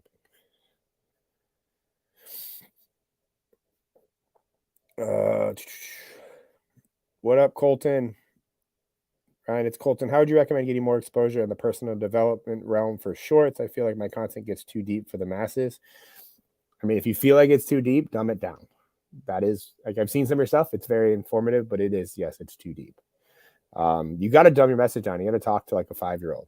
If a 5-year-old can't understand it, then it's not going to get views. And personal development as a whole, unless it's not, it's very, what's the word? Like concepty. Like it's very like, yeah, there's no tactic. There's nothing actionable. Yeah, there's nothing tactical or actionable from a video that like the viewer can take and apply to their life. It's like they have to think about it, and nobody wants to think about it. They just want you to tell them what to do. So if you can, more tactics, Colton, will get you more views. Yeah, they're all like, and I know you have that in you because I know you. They're all just like really good mindset shits, but like these people are not even ready there. Like, yeah, and personal development is just like, it's also too. I think there's a lot of like if you look younger, like they're like, well, what has this person learned in their life? Like, doesn't even look like he has wisdom. Like an old man can give you like life advice. Like I feel like you battle that too. Like it's like, what do you know? How can you make my life better? You look like a kid. And I'm not saying you do, Colton, but just if you skew younger and you're giving that type of advice, that's a vibe that I would say. Trying to sell personal development through fitness is really not work. Yeah, personal development is just a hard sell, man, because everybody thinks that they're fine. Nobody knows that they have messed up. Yeah, everybody's fucked up. Like, I mean, like, I see a shrink. Oh, like the question after that. Is it behind the podcast mic video content not to play? I know you got the fake podcast set up basically. What is that? The second question after that, like basically the fake podcast setup. Like, what are your thoughts on that? I mean, like I don't think like the setting like yeah, you can do like a fake podcast setup, but it's more what you're saying. Like it doesn't matter where the saying is happening. Like I like a background, like because it's again, it's my personality. I'm gonna keep showing that board. It's my personality. I like stickers, clearly. Like these are gonna be so hard to get off this wall when I have to leave the studio. It probably helps some people to just have like a fake podcast, like they are talking to somebody. Yeah, you need look at the camera. Like it's more intimidating to talk directly to the camera than it is to talk away from the camera, like you're on a podcast. So I mean that is one thing, but I think Colton was talking more from like more lifestyle videos. I don't think lifestyle videos are the move unless you have a lifestyle worth emulating. Like even the most interesting people are still not Gary Vee. Like Gary Vee in the same day can talk to the owners of the New York Jets and then have lunch with LeBron James, and then like give a keynote in the morning. Like I don't know how he does that, but I mean that could be boring though. Like he's able to express how cool it is. Yeah, but it's again personality, like how you express what you're doing to make it cool. Like some people, like I'm not really thrilled by living in a van and traveling the world, but I've watched some people's videos and it looks awesome. But it's just how they present the information. So you have to exaggerate everything. Yeah, you have to. Yeah, you have to, like when it comes to personality, you have to have personas. I know Ari was telling me I have multiple personas today. Yeah, she says that a lot. So like I have my dad. I'm a dad. So like I have my when I'm talking to Chandler, I have like the dad persona that I have. When the camera turns on, like my voice gets louder. Like you've seen that. Like when I'm like normal, I'm not very loud. Like I'm more quiet. Like that's why the people at CrossFit, like nobody knew it like at CrossFit that I did videos at all. Like because I just went to my CrossFit class. I didn't talk to anybody. So I think you have to develop characters. And that's not me saying that you have to like be somebody you're not. It's just, again, I always say it somewhere like you have to develop whatever your strengths are, you have to accentuate them. And I know everybody's like, oh, like he's like that all the time. It's like, no, it's like you are to a degree. Like no matter what, when the camera turns on, like you have to like amplify. Odom says burnout. Yeah, I'm burned out right now. But I'm also a professional and I showed up. That's another thing too. Like I don't believe in the burnout and then not doing anything. Like if it's your job to be a content creator, then you have to show up for work. Yeah, this is my life. I chose this. I say that all the time. I say that a lot. Like this is the life I chose. It's draining, but okay. Yeah. It's better than the corporate job. Yeah, it could be cleaning toilets. No offense to janitors, but I'd rather make videos. Thank you, Colton. Oh, is he the one with the? Is he the young kid that came to our event or not? No, he's friends with Cody. Or he. I met Colton and Cody at the same time.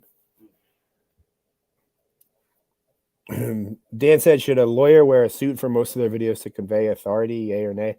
I'd probably say no. Unless you wear suits every day, I probably wouldn't wear a suit just for videos. I don't know that suits convey authority anymore.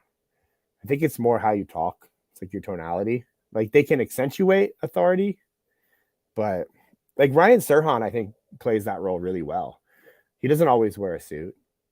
Like I think quiet luxury is the way to go. Like that's like the hot thing right now. But like I think you should have pieces that show status in some way, shape, or form that convey authority. But I don't think you need a suit like to just convey authority. I think that's going to come out naturally. What's quiet luxury? What is quiet? Nobody asked that. I'm just asking. Nobody asked that. Nobody was asking this, but I'm going to answer it. Quiet luxury is like where you wear understated luxury brands, like not obnoxious Louis Vuitton backpacks like I own, Like it's where like you could have a hoodie that looks like an H&M hoodie, but it costs $1,200. And only the people that know the brand of that specific hoodie will know that it's expensive. But when they do know that, those are the people that you probably want to talk to. And those brands are like Brunello Cucinelli, Laura Piana. You should all go to a store. Yeah. Me and Luis in Vegas, we went to Brunello Cucinelli, and they didn't have any hoodies big enough to fit me though. I wanted a hoodie, like I did, but I didn't buy one. Josh said I wear suits. Suits are great. They're not like the end all be all. Right? Let's see. Dan said I like that shirt from last week. Yep, I got a couple more. Luis bought me 2 of them. I have 3 or 4 now from that company. Golden Goose, they're my fave. Still haven't worn them. Where, Luis? You're still wearing your Converse? They're leather. You can wipe them off. Those are worse in like rain. Like Converse, when they get like when you wear Converse in the rain, they get wet and soggy. Like when you wear Golden Gooses, you just wipe them off, and they. You're not gonna wear them. I'm not here tomorrow, so I can't. I'll wear them. All right, we'll see them. She's probably gonna try to steal them from me because you guys are the same size. Let's see. Premiere does the captions, and you can make presets and make them. Yeah. Somebody asked me about my editing software. Yeah, they said if ScreenFlow is still the best. ScreenFlow is just the best for me because it's the one that I know how to use. Yeah, it's not that it's the best. It's just easy to use. It's just easy. I'm not good with Premiere, but I have 9 people that work for me that use Premiere. So clearly Premiere is the industry standard. I'm weird because I use ScreenFlow. When I originally started the company, I was like, everybody needs to use ScreenFlow. I think Sav even agreed to using ScreenFlow, but then behind my back was using Premiere. And I was like, your edits look so good. She's like, I'm not using ScreenFlow. I'm like, okay. I think it's also just her workflow. Like she just got used to that. Like you use After Effects, Premiere. Like again, the editing software doesn't matter. It's just the videos. Like I like ScreenFlow because it's very simple. Yeah, Adobe has a lot of good products, though, so they're all kind of work under the same. Yeah, but I mean, if I were an editor and I was trying to get hired right now, I would know Premiere. Like Premiere is the industry standard. Cosimas, how do you get viral videos ideas with your clients? Well, the clients are cool. That's one. Yeah. It's very easy to make cool people go viral. And when I say cool, it means people that have things going on. So like if you're trying to find clients and you're trying to pitch them on viral videos to get them views, they have to be worthy, like to have a personality that could go viral. And this is where it comes back to, like, you can probably break down Brandon Carter. Like, yeah, like we work with Brandon Carter, and Brandon Carter goes viral a lot. I mean, in the last 60 days, I think he's had like probably 110 million views. He got over 100 million views in 60 days. Like we didn't, like, yes, we helped a lot with the topics and we help him come up with things to talk about. But at the end of the day, if you had me say the same things that Brandon said, it's not going to get the views that Brandon got. It's Brandon. It's the person that's saying it. And this is where like a lot of other like external things come in. Like, what do they look like? What are they wearing? How does their vocal tonality, what their charisma on camera, their wit, like their knowledge about a certain topic. Like, so when you combine all that together, that's when magic happens. Now, that's not saying that you can't train yourself to do that. And I think that it's a skill set. It's like working out. You have to train yourself to go viral. Like you have to work at it. It's not just going to happen. I mean, if you are naturally like a Brandon Carter, it might happen faster. But like, I didn't go viral when I started. Like it took me like over 100 videos on TikTok before I had one that got 1 million views. I mean, even with Brandon, like we started to get more of a viral topics. Like after the 3rd filming session or something. Like the first thing, it was very personal trainer. Yeah, and you also got to find, like, the longer you work with a client too, you have to like extract the personality out of them. Like most of our clients and people that we work with, they have a lot of personality to start, but they're all kind of holding back because they're used to like niche-based contents. Like with Brandon, when we started, it was all personal trainer stuff. I think the first like 50 videos we did were all about helping personal trainers. I think the breakthrough was when you went and you told them like, oh, what's the little Yeah. thing there in your tank top? Yeah, Luis said that the first breakthrough video we did with Brandon was the Prada tank top video, where I was just being a smartass because I knew it was a Prada tank top, and it was basically a Hanes black wife beater with a silver triangle right here. And I jokingly said, "How much did that silver triangle cost you?" And he said like $1,100, and then that became a video, and that video crushed for Brandon. But then it's like, so you also have to sell the client on like making videos about not what they think that they should be making videos about. Like I make videos about all kinds of stuff, but some work and some don't. But the clients are very like rigid on like, I make these videos convert, these videos make me money. So like they're scared to deviate from that pool per se. Now he loves making videos about designer brands. Yeah, now he last time he spent 14 grand on clothes to make videos about it. He gets mad if I don't make him make a video about every shirt or item that he bought. Shout out to Brandon. I know you're not on this live, but you're the man. His closet door fucking crushed. Yeah. So, but it's aspirational. I talk about that a lot. Like, if you could spend $14,000 on clothes to film videos in, you're clearly doing something worthy of paying attention to. Even if that's just blowing obnoxious amounts of money on shit. Like, but he doesn't care. Like that's his personality. Whew. My energy levels was a little lower today. I feel like I'm doing a good job today. I woke up. So it rained really bad last night. Did you get it at your house, or were you asleep, Luis? I woke up early, but not. Like my dog, like my new dog, Biscotti, like woke me up like 6 times last night barking at the thunder. He's 7 pounds. And then my daughter came in and wanted to sleep and was scared of the thunder too. So it's like the whole family was rolling into the bed at like 4 o'clock in the morning. Colton's asking like, are captions even important? Because he hates writing them. I don't want to say they're not important, but they help. But they're not the end all be all. I mean, I used an app the other day. Yeah, we use like we use an app. Like I have a side account that I'm growing to sell affiliate products through with some friends of mine. And Luis just felt like editing a video the other day, and that video he timestamped it and then he ran it through the captions app. And it's at 2.5 million views right now. So no, if the video is good, the captions don't matter. I do think you need captions though, because people just like to read while watching. Yeah, but I could just use like the TikTok thing in there. Yeah, like I'll go back. There's an app for that. Yeah.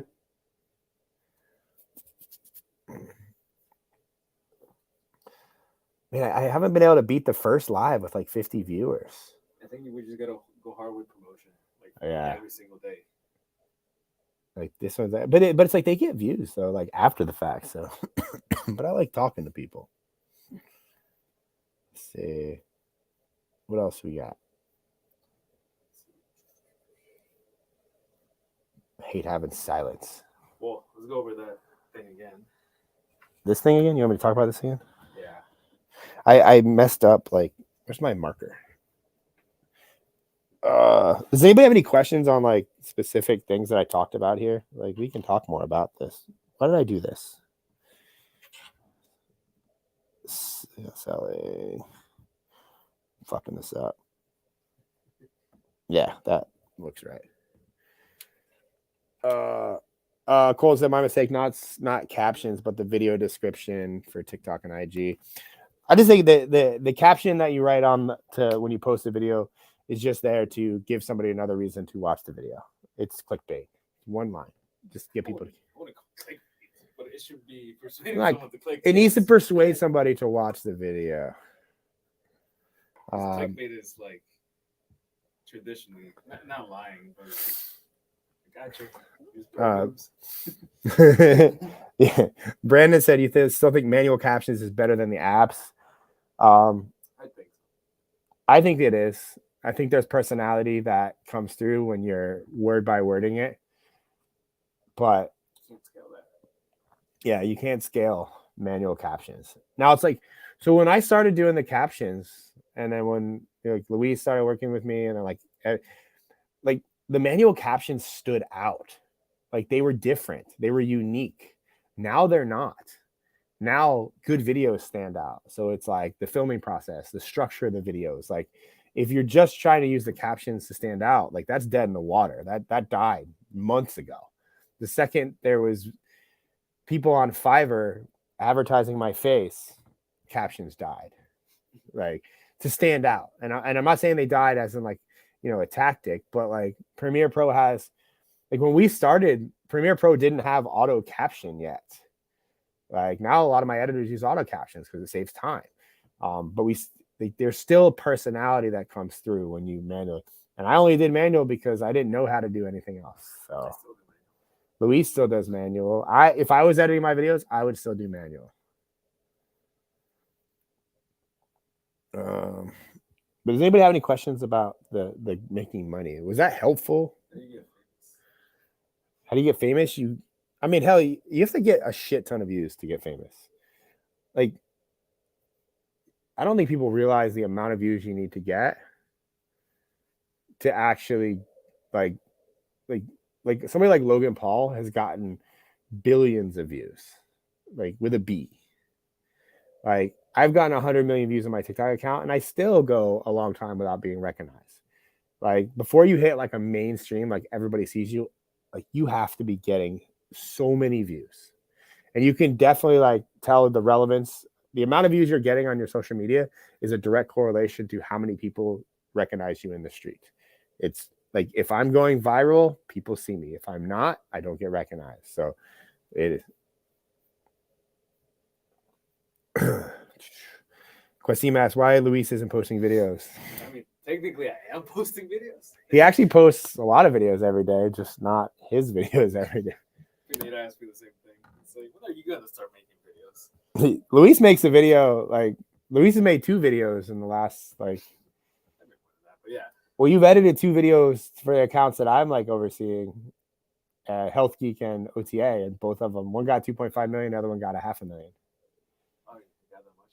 Yeah. So like when Luis edits videos, I'm like retired, but you can come back.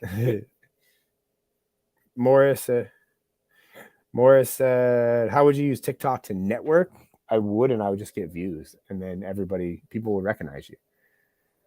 Like people recognize you from your TikTok videos in your local area if you're getting views. It's the best way to network because you have celebrity status when they recognize you.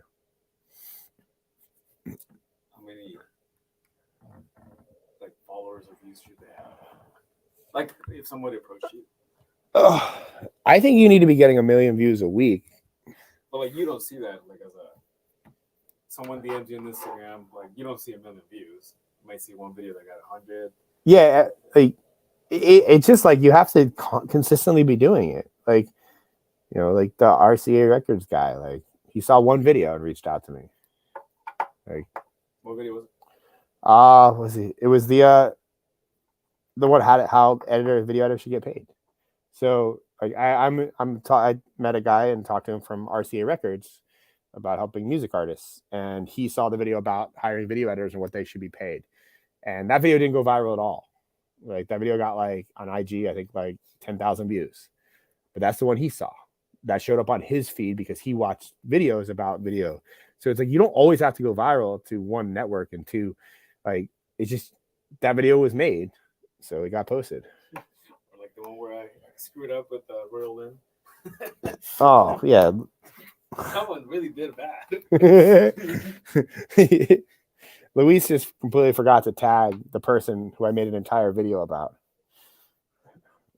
But now you're homies with her. But but then he tagged her like a week later. And now we're friends. Orson Wilkins, how would you approach helping a client in the political realm gain awareness for their campaign using short form content? Did you do it for? Yeah, I did it for a Republican candidate, Vince. Like he was running for mayor, and my ad crashed. Like it was a good fucking ad. I would ask Orson. It's going to depend on which side of the political spectrum you're on. Whether or not, because if you're on the Republican side, you can go super dark and just attack all the Democrats. Either way, you're going to have to attack the other side, and that's going to get you views. But you might deal with accounts getting banned, especially if you're on the Republican side. But yeah, the internet doesn't like the conservative side. So know that going in and make a lot of accounts and continually post videos over and over again. With this 20 different meme pages. Yeah, it's like right, Odom, who's I don't know if he's still out here. He had like 20 different accounts. Like Fitzy asks, what do you think about multi-camera setups to switch angles to keep more engaging? I think that's cool. I think most people can't handle it though because the editing is freaking nice. But then it's also, yeah, you have a problem with editing. Like, I mean, on live streams, I could get one of those stream decks with the buttons and it switches cameras. Like, but like, is that going to make it that much better? Like, or is it just like, I think it's a you thing. Hey. You watch your videos and you're like, yeah, like, see the camera switch? Yeah. Like, would it make any difference on this if I was switching cameras? Like, if I had 3, like one here, because I could do that. Like, I think it would be cool, but it would be cool. It would cost me another $5,000. I was gonna say, like, I don't think it's worth the cost. Yeah, it's like, but it's cool. It's like I could have like about $1,000 camera on this side, and another $1,000 camera on this side, and then a main camera, and then the stream deck, which is like $500, plus all the cables, and I could just hit a button and it switches the views. Like, yes, that would probably, yeah, that's how it works. Super easy. I don't know. All this time I was thinking like you were recording 3 cameras at once, and then you kind of the editors just stuff like. Well, you can do that, but the stream deck, like most of the streamers have like that setup. Like I've watched a lot of videos about setting up streaming setups in the last like month because now obviously I'm doing that. But yeah, most of them are like it's like live editing, so it's like they're just hitting a button, which is pretty cool. Is that the thing that Bradley said? Like I forgot how much he said. It was like the $100,000 machine that nobody uses. yeah. It basically live. I mean, but you can do it like Brandon has one. Like Brandon has one camera that just like Brandon Carter that just slides back and forth the whole time. Does that ever get used? Yeah, he uses it all the time, but it's like, I think, does that matter? How much was his studio?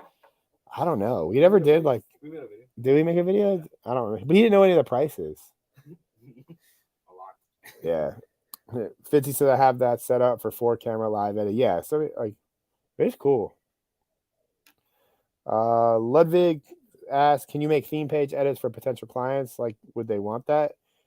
If you make edits for people and they get views, they absolutely want that. Like, but they have to get views. Like, I'm using a theme page because I'm trying to sell affiliate products. Like, so it's around a certain topic. I may show it at some point, but like it's around a certain topic, and then we're selling. I mean, I'll just say we're selling supplements, so it's like it makes sense. So you probably guess the topic. Like biohacking is basically what it's about. Like, but it's at like what 13,000 followers now. Yeah, one video. Yeah, one video. I think like it's at we had one video with 2.5 million and it gained like 13,000 followers. Like fucking already? Yeah. Nice. Well, I posted 3. And the other 2 are 500. Is that on TikTok? Yeah. Finally. My TikTok has been shitting the bed. I've been mad at Luis. All of them should be crushing. The hook was good. Yeah. Why do you hate that, man? That's the thing. Like me and Luis always like are upset. And Dan now too. I always bring Dan into it. Like we're all obsessed with my account. And I always ask Luis questions as if he knows something that I don't about the videos. Like, why is my videos not getting views? And he just looks at me. And I'm like, I know you can't answer that because I know the same thing. But like, I want to yell at somebody. No, like there's suspicious activity as to why. Yeah, good videos and they're not performing. Yeah, but again, like, these are ebbs and flows too when you're making videos. Like, and it's hard because like my mood is very dependent on the views on my account. And I know that that's not healthy. That's why I talk to a shrink. Like, but if my views are good, like I'm happy. If my views are bad, I'm like, why am I not getting views? So the video is at 2.8 million for the side account. The Health Geek one? Yeah. And 17.8K followers. So almost 18,000. Yeah, so we've gained almost 20,000 followers right now off that one video. I get there, yeah. Dan just a happy face. Joshua, yes, you did send. I can do an account review. I don't want to do them every week, but like we can do yours. I know you sent it via email, so let me pull you up, man. Did you link it in the email? Did Josh link it in his email? Is it easy to find? Zai asking why don't you put an affiliate product on your main account or accounts? I'm just not. I have not been selling on my account for a long time. Joshua is saying that like obviously you're not getting views in all videos because you're not using hashtags. It's definitely hashtags. But then I start like questioning my own beliefs. Like maybe it is. Maybe I do need to put hashtags. Maybe that random TikTok guru that I saw on my page that said I should put the background song at a 0 is why my videos aren't getting views. I should probably test that. One video. No, never test that. No. I don't ever want to know if I'm wrong on that. I'm gonna die on that hill. We use hashtag. This is not a hashtag. Oh man. Wait, Josh, you did send me that. Hold on. My email is out of hand.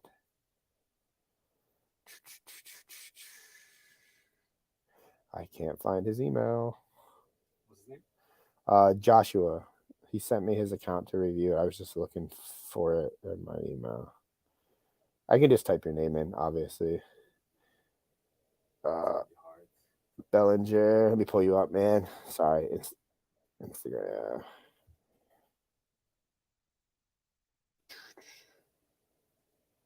Bellinger.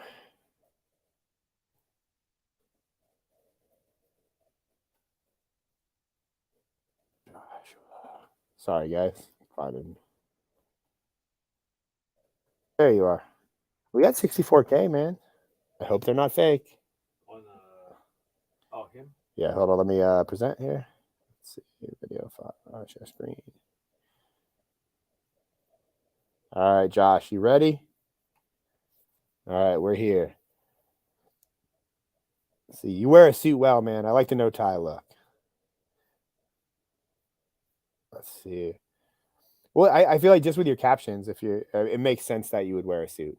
Like, yeah, it looks clean. It's a good look. So I wouldn't change that if I were you, man. I mean, you can if you want, but that's not affecting your views. I mean, your views are consistent, like consistent around 10K.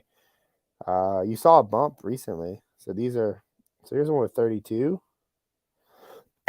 65. He's got a couple there. You're destroying a max 65.9K. Let's watch that one. And why most will stay poor. You're destroying America and why most will stay poor. But you won't, because your Wall Street friend Josh is helping you get rich. When the Roman Empire collapsed, it was the beginning of the Dark Ages. Propaganda taught you that the fall was due to high living of the Romans and the increased savage attacks on the barbarians. But that's a lie. The fall of the empire was because of the destruction on money. They inflated the amount of money supply. That inflated surplus on money decreased the value on money. Then they diverted that devalued money to fund wars. And the same thing is happening to the dollars in your pocket right now. But the big difference is this, that the Roman coins were worth their weight in silver, bronze, and copper. The money in your pocket is worth nothing. It brings me no joy telling you this, but this is reality. Millions of Americans will be wiped out while others will make a fortune. You're destroying America. I like this video. Your editing is really clean, Josh, on this video. I don't know if you're doing this editing, but the zooms are timed really well. And they this is like, I would call this a very well structured video. I do think that you could have done a way better hook on this video. Like an angle of like, here's why the money in your pocket is worthless, I think would have been a better angle than you're destroying America. Because that's still too broad. And so I can see why this got significantly more views. I also like how you're holding the Sennheiser mic, because it's not really a mic you're supposed to hold like that. I think that's awesome. I'm hoping you're doing that on purpose, but like, it's a good pattern interrupt there. But like, if you edit this, like the zooms on this were really, really good for tension and emotion. But I think this could have just been better if you like, You're Destroying America is still a little vague. Like, I don't really know what I'm about to watch. But something like, here's why the money in your pocket is worthless, because you said that in the thing, and I liked how you went into a story about the Roman Empire, but there was still like, I felt slightly blueballed on this video because you didn't really give me a tangible way to protect myself from this. You just said certain people are going to be rich and others will be poor, but you didn't really tell me how I could be rich. Although this was a longer video as it was, I don't know the exact seconds because Instagram's stupid. It doesn't tell you. But those are just like on that video, I could see one, why it did significantly better than a lot of the others, but two, like, I think you could have done more aggressive on the hook. And then given, again, this was missing a tactical thing. Like, how can I protect the money in my pocket? Like, you did not tell me. So we'll do one more video. Let's see. You did see a bump in views, man, like with the suit. Let's watch this one. So this one. You're going to retire poor if you don't do this. Only 4% of Americans are able to retire comfortably. That means 96% of Americans fail financially. Go to college, get a good job, max out your 401k, save your money, buy your home, just doesn't work. The only people that have gotten rich off that playbook have been Wall Street and the banks. They'll tell you that it's risky managing your own money. But how is it risky when you have control? Control of how much risk that you want to take, when you want to take that risk in the marketplace, and in control of investment opportunities that can generate better returns. Here's the simple way to start taking control of your money today. Open a self-directed Roth IRA and a self-directed traditional investment account. And then take 20% of your income and put it into those accounts. The self-directed Roth IRA is for your retirement account, and the self-directed traditional investment account are going to be things for like emergency funds, for vacations, and other expenses that are not right now, but further down that you can compound your money. And the money in your traditional investment account does not need to be all invested. You can have cash and you can use things like a money market, or you can buy short-term US-backed treasuries. You're going to retire poor if you don't. Okay, so I like this video. One, I like this comment, clickbait ass shit. I didn't think it was clickbait ass shit, but like, Don't do this. This Only hook 4% was strong. of but you said Americans a are hook, able to like, retire quarter of the way comfortably. to the That means video, 96% I of think would've Americans been better. fail financially. Go to Like right here where you said go to college, get a good job, max out your 401k, save your money, buy your home, just doesn't work. That could have been a good hook. Only people that have gotten rich off that playbook have been Wall Street and the But I think banks. there's They'll another tell you that better it's risky managing your coming own right money. here. But how is it risky when you have control? Control of how much risk that you want to take, when you want to take that risk in the marketplace, and in control of investment opportunities that can generate better returns. Here's the simple So I like what you say. Here's the simple way to start taking control of your money today. I think if you just like chopped off the whole first part of that video and moved this part forward and just told them how to take control of their money, I think this video, like, I would test that right now. I would just take this video, like, and then just chop that front off and start the video where it says, here's how to take control of your money today, and post that. Like, I think it would do much better. Because that was like when the tactics started. Like, you started telling me exactly what to do. Like, you were very direct. Open a self-directed Roth IRA and a self-directed self-directed traditional investment account. And you could have even gone deeper onto that. Like, okay, which Roth IRA? How do I do it? What website do I go to? How much money do I put in there? But you left out a lot of key details here that would have made it even more educational for the viewer. And then take 20% of your income and put it into those accounts. Like, even when you say take 20% of income, like, tell me, so if I'm making $4,000 a month, like, how much am I putting in there? And do I do that automated? Like, do they do that for me? Like, how do I do that? Like, there's a lot of details you could have added into this video. The self-directed Roth IRA is for your retirement account, and the self-directed traditional investment account are going to be things for like emergency funds, for vacations, and other expenses that are not. And I will say, if you're editing these, make the checklist in line. That's just a pet peeve of mine. I hate that they're all over the place. Oh, that's a pet peeve. Get him though. But you did a checklist, and I love checklists, but I hate that they're not in line. And I don't want to rip you on that because this is a good video. But I think you could like you're holding back the key details. Because probably right now, but further you sell that and you do those services for somebody. But like, what website do I go to? What do I search for? How much do I put in? Break that all down for me. And but again, with this video, I think if you just chop that first part and repost it, I think it would do significantly better. So that was John. That was me roasting. Like, we need a hook for this, right, Lewis? Here's me roasting my followers' accounts, and this is Joshua Bellinger. Another one to me. Telling him how to make better hooks. Here's how one of my followers, Josh, can get more views on his videos by making better hooks. Gotcha. Awesome. Hope that was helpful, Josh. Yeah, I mean, that one video had like 4 or 5 other videos in it. Yeah, too. one there that's like I think it was 1.6 million. Where? It was like it was right there, like right. Oh, before that. let me look at that one. I want to see that one. Hold on. Going back to Josh's account. Did I miss it? Yeah. Oh, you had 3.6 mil. All right, I'm gonna watch this one.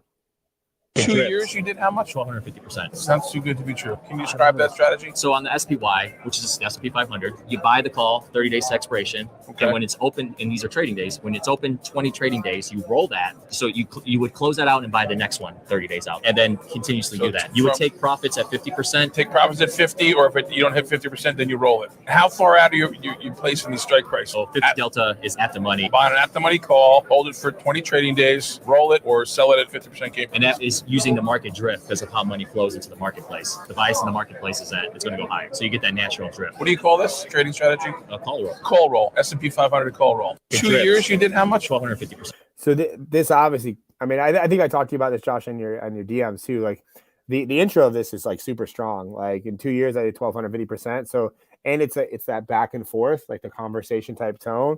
And in this case, I think it works really well that you're not looking at the camera. And the editor, if you edit this, like it's a really good, like you included him in the right parts. The only thing that's slightly confusing is like not everybody's gonna know what a call roll is. Like you could probably, I would try reposting this video with that. Like, so what do you call this trading strategy? And that's a call roll, and then just play the same video. I would just try to and see. I mean, I don't necessarily think that that's gonna beat 3.6 million, but I think it's a good way to milk this video for more views. And obviously all the comments basically hate you, which is how I know that this is a truly legit viral video. Like the comments are just angry. Oh man, everyone is a genius in a bull market. Like, Yeah, like that same thing right now with your Chris Chrome video. Same thing. yeah, like All you hate. can't go viral without a lot of hate. Like, it, Made fun of you two wearing hats. huh? You two are wearing hats. Someone made fun of that. Someone made fun of my hat. Of course they did. They probably made fun of our height. Like he's not wearing shoes. I have no sleeves. Like when you go viral, everybody just fucking destroys you. It's just part of the game. That was a good video though, Josh. Like great job on that one. Congrats on 3.6 million. I'm gonna guess that drove a lot of followers for your account too. But definitely, Fitzy said I saw that video on my feed. I did see it on my feed too, and then Josh sent it to me. So. Thank you, Cole. This live is dope. So many ideas. Need to add a hook, and then you keep it short and sweet. Dope. Yeah, I mean, you got to really start like you got to have thick skin to read the comments. Like now, Luis told me about my videos. I want to go read my comments real quick. What is it doing? So they just really fuck. Oh, it's on TikTok. It's an 8K on IG. You just posted a video at 50K. He's changing. Let's just look at these comments real quick. This is fun. Present, share screen. He's teaching drug addicts to quit the dope and stay sober. Dave's goal is never. It's so interesting, like the dichotomy of like the people who love Dave Ramsey and the people who hate Dave Ramsey. Like, no debt, no travel makes no sense. This guy says he borrows at 5 and makes up to 20. The average person doesn't do that. These aren't that bad, Luis. It's a mix. Huh? It's a mix. But I mean, if Dave Ramsey is watching this, I would love to have him. Yeah, Dave. Dave, we would love to do your content, bro. It's not good. You need better.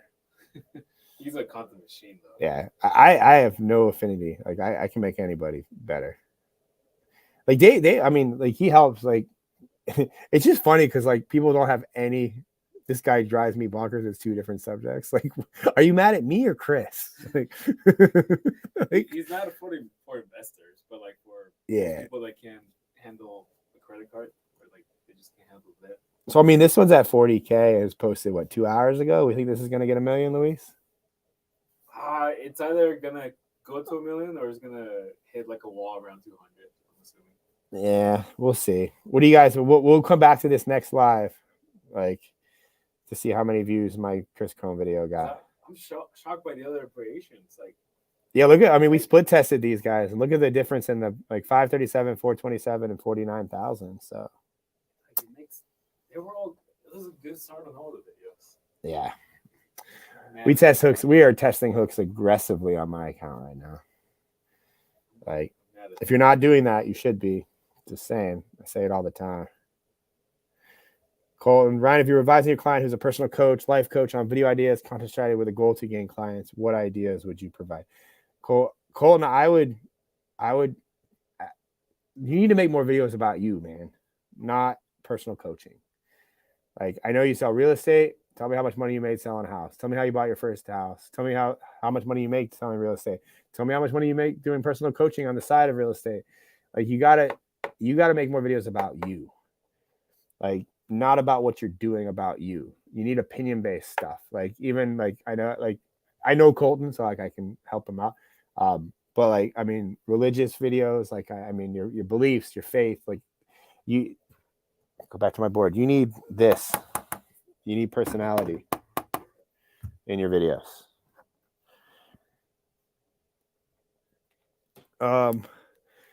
That's my advice to you, Colton. And we can talk. We should meet up for a cigar one day. It's the perks of living near me. Huh? Yeah, Colton's in Tampa. Matt said, when you're split testing, how much time do you wait to post between all the edits? We post them back to back. The other one is uploading. While one is uploading, there's another one being posted right behind it. Like, Louis, how many did you post today on my account? I checked it. Earlier, he posted 5 earlier today. 8 videos got posted on my account today. So, I mean, sometimes you got to get aggressive. Like that. This is playing the game, man. This is like it's a game. Like,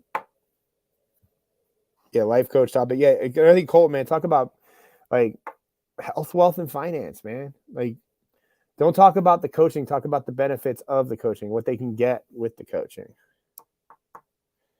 50 said, geez, no limit to upload. I don't know. If there's a no limit to upload, said, well, I guess if there's a limit to our uploading, we're going to find out. I like to see how far you can push something until it breaks.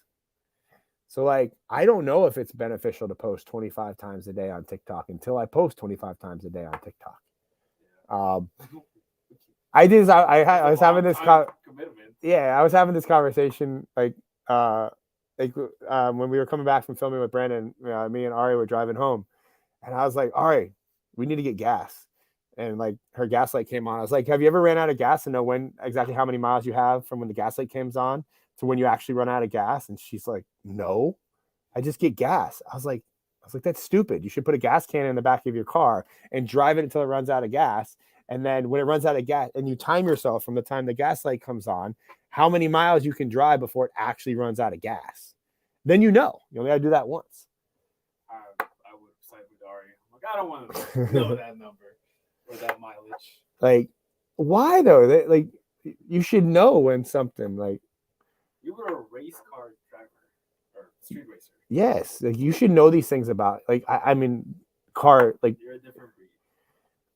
What do you guys think? I mean, there's 15 of you on here now. Like, do you just want to know? Like, I would want to know exactly how many miles I have till my car runs out of gas. That way, I never hit that. Like, but you only know that by hitting that one time. I mean, but at least you're preventative in having a gas tank. You're not just. Well, I think if you're gonna do it, like, just have a gas can in the back so you can put gas in it so you can drive to the gas station. Yeah. Otherwise, you're like, oh shit. But like, let's just say it's the zombie apocalypse and you stole a car. Because like you're running from your life, chasing for life, and everybody, and you're like, I don't know where a gas station is. I need to know how far I got. Like, oh, these are the things that keep me up. Dan said I've done that multiple times. This is why we're friends, Dan. Like, yeah. I didn't have a gas can go. Oh, poor planning. They forced me to keep pushing the car when I used to work for Enterprise. Mm-hmm. Like, they're like, you're almost at the hub. Like, just come. Like, guy, it's empty. Like, it's fine. You'll make it. I'm like 20 miles away, guys. On the freeway. Yeah, whenever, like, this is like this is like the speed limiter video I have. Like, when your gas says you're out, you're not really out. You still have a while. But I just think that more people should know how to do shit like that. Like, you gotta. I want to know how far I can push things before they break. My car lasts forever. Your car's broken right now. It's broken, yeah. Luis has a hybrid. It's a Broke down in the middle of the it street. broke down the middle of the street. That's the money saver, bro. We can't drive my car to clients because it's like driving my Porsche Cayenne to Miami for a filming session costs like $250 in gas. Oh, Like yeah. it's like 120 each way in gas, and it uses like a whole tank. All the $40. Luis is like $40. Like, Luis, we're taking your car. Oh, well, I guess it's 10:50. 10 more minutes. 10 more minutes. Whew. I didn't know if I was gonna make it the whole time. I thought about we gotta clip that car bit. I want that. I want to post that tomorrow. Add a hook to that. Yeah. Here's why you should run out of gas in your car. Dan, you're on this. Let's get that one up. We're taking notes. Like me and him have a Yeah. yeah. They already wrote that. That's so dope. I feel like I want that. I want to see if that like car videos crush, guys. Just so you know, like car videos crush. Nice. Yeah. Here's why you should run out. I could film that I could film that at the airport tomorrow. Oh man. Well, yeah. Anybody want some rapid fire last minute questions or? I love doing these. So like the more people that show up, the more energy they have because like do it. These are fun. These energize me. Yeah, Josh said not so perfect podcast. Cole, you can interview female. Yeah, interview videos do well, and interviews are usually easier for a lot of people. Like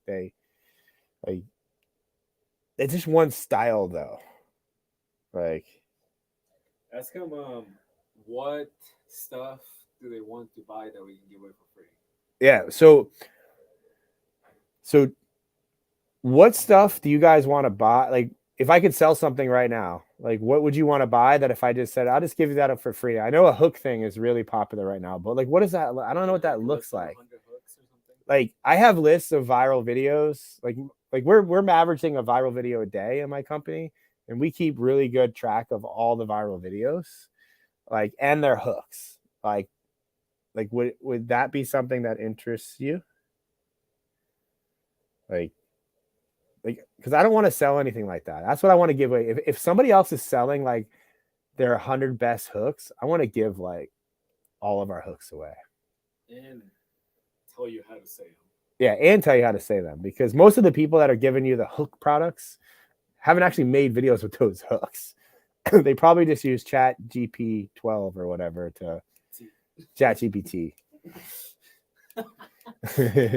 Like, they probably just use that to like, what are 100 hook ideas? Yep, and they're all crappy ideas. Like, ours are actual videos. Although some clients, yeah, like Brandon Carter. Yeah. I like to get warm cheese sticks. Yeah, the best hook for Brandon Carter was, here's why I put cheese in my back pocket and eat it warm. Zoom directing, that's tough for me to give that away. But I am going to be doing weekly workshops. Like, they're coming in July. So next week I'm going to be announcing like some more information about that. But that is not going to be a cheap thing. Like, I'm going to be doing a year mentorship type of deal. 50 said, would you be able to test a viral hook on a short account like mine? I mean, yeah, like if a video goes viral on a new account, like if it goes on to a big account, it probably will go viral again or as well. Like, I think too, if you you don't necessarily only have to have one account too. Like, you can start like 5 accounts, post the same video on all accounts, and then just see which account those videos do better on, and then make that your main account. Let's see, Quote says you can take a list of the 10 most viral subjects and give X number of hooks or video ideas per subject. A lot of people want that Zoom directing. That's hard to give away for free because it's so unique to each individual. Like, that's the thing. We don't really come with scripts though. Like, we can help like come up with topics, but like the directing is a skill. Like, the directing is like, yeah, and it's a 2-person type of thing too, as far as like you, the creator, and the director, like, because both skill sets are coming together. Like, it's hard. Like, it's why I haven't like been able to scale Zoom filmings to the degree that I think we want to in the company. Like that's just hard. I mean, I'm not saying I'm not opposed to like doing that like on the live. Like we could also like just have like we could do a live where I just do for 2 hours. You guys watch me film videos. That could probably be a good live too. Yeah, Dan also seconded that. What? When I talked to him yesterday. Yeah, would that be helpful for you guys if like just watch live you making videos? Yeah, like I don't know if I'll like maybe not next week, but like one of the weeks, like I'm just gonna like for 2 hours, I'm just gonna film videos. So man, 2 hours, I probably film we should do that and record it, make it a 2-hour video and just package it in like 3 course. Yeah, and then the thing is, like we'd have to post the videos quickly and get one to hit 1 million views and then show the proof. Yeah, but they'll see the process of directing, asking for more hooks or like this, what you said didn't make sense, etc. Yeah, Joshua said we're saying we pay for it. There is something coming. I've been working on it. Like I promise. Like I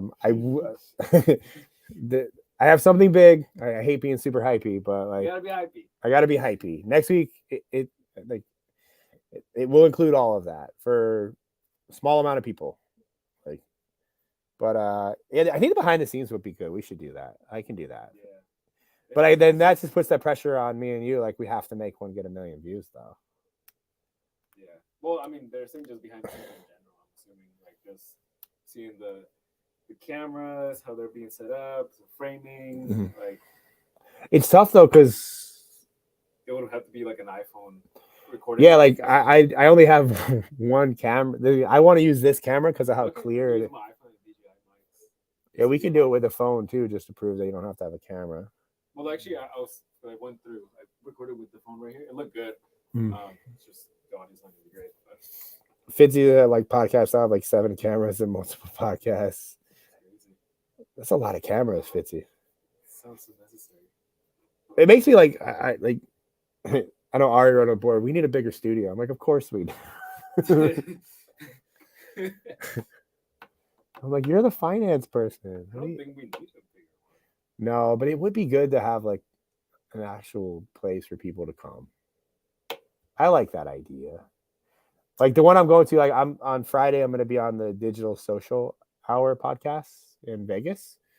He rents a studio in Vegas, and that thing is sick looking. Like the studio, like it's so clean. For teacher, I would love to host a stream or behind the scenes. They want behind the scenes. They want to see you being angry all the time, calling people stupid. Maybe we'll do that next week. I gotta come with we gotta come correct though. I gotta see how burnt out I'm gonna be because I got a big Vegas trip. Our editors are the same. They like the behind the scenes stuff. Yeah. Like they all want vlogs. It's like, come on, guys, give us the most unscalable thing. Like, let me live with the camera in my face. Yeah, the edit I always ask feedback from the editors. They're like, yeah, we want day in the life stuff. And I'm like, how do I scale that? Like I have to put cameras in my house. Like my fiance does not want to be seen on camera at 7:30 in the morning when she's getting ready. Like that would not be well for my relationship. Like, and my daughter just rolling in. Like, what are you doing? Are you pooping, Dad? Oh, the joys of having a 7-year-old. Yeah, they just want the behind the scenes of every single little thing on the day. Do a final video, make last minute edits. Let's see, behind the scenes of you giving content as a client. It would have to be a final video. Yeah. I know, I think the pressure. It's like I could do all this and then like the video shit the bed. It's like it just makes it all like I gotta do it again. Like that's why I'm like, Luis, make these videos go viral. And he's gonna be like, well, you're filming them. And then I'll be like, editors, Sav, make this video go viral. Why isn't this video working? It's always a question.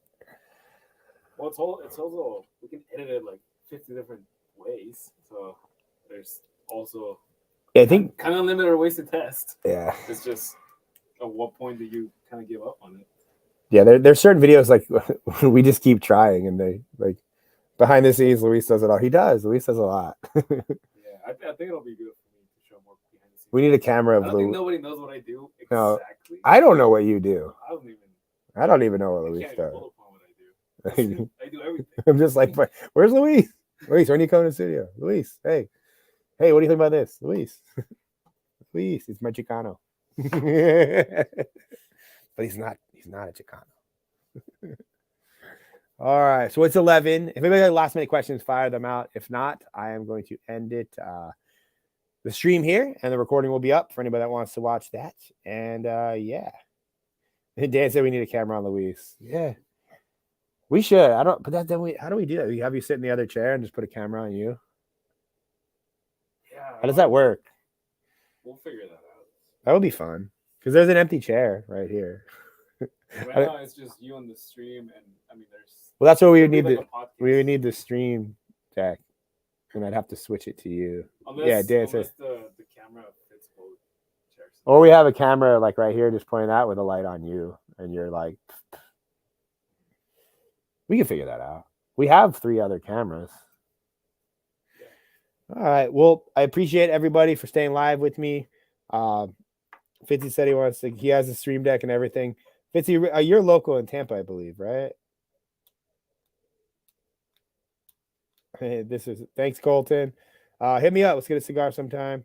But yep, I'm gonna go ahead and end the stream now. Recording will be up shortly. I have good feelings about the gas video, so we'll see if that does well. Thanks, guys. Appreciate you.